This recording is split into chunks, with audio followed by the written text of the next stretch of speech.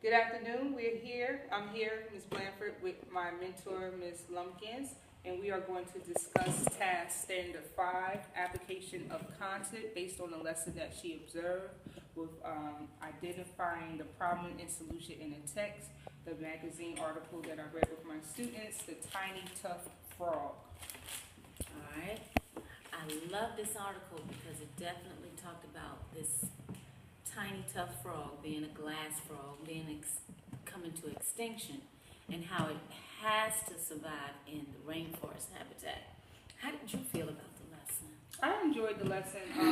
This was my first time incorporating the Scholastic News resource off the computer, so that really helped me push my lesson.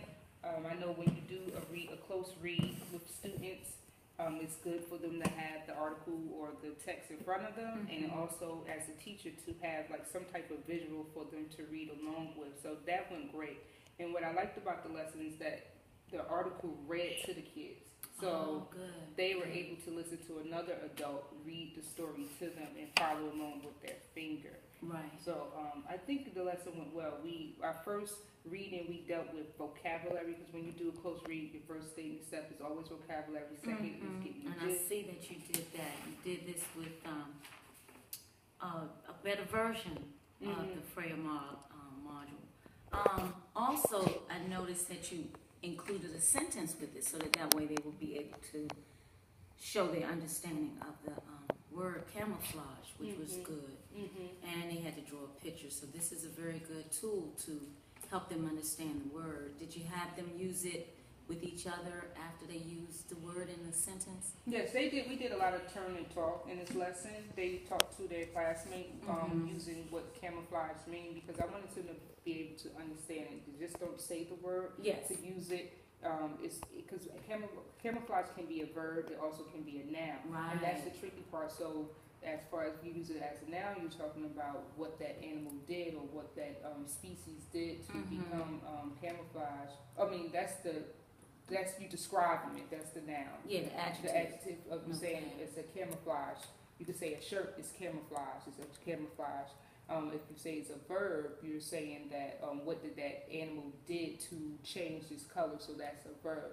So we played with the word, and I like the fact that even though this looks babyish to... No, that's not babyish. Oh, that's very... In fact, this is a 3rd grade graphic organizer.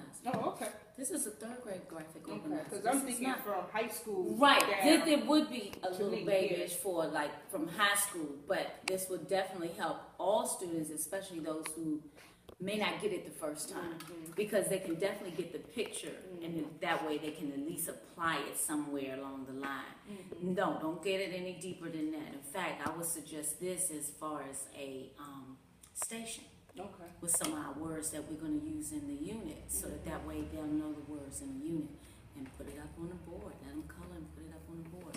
But that is not a babyish kind of vocabulary development. In fact, that's pretty good for them, especially gave them enough room to write the definition. And they had to apply it in a sentence. For 2nd grade, this is the beginning of them moving into 3rd. Okay. So this is perfect for them. I like that a lot.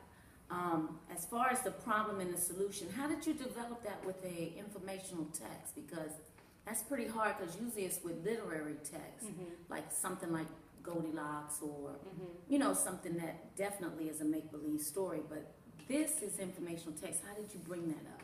Well, with informational text, sometimes with the Scholastic News, they tell the students what's going on, what's the issue in the story, or what's going on in the text.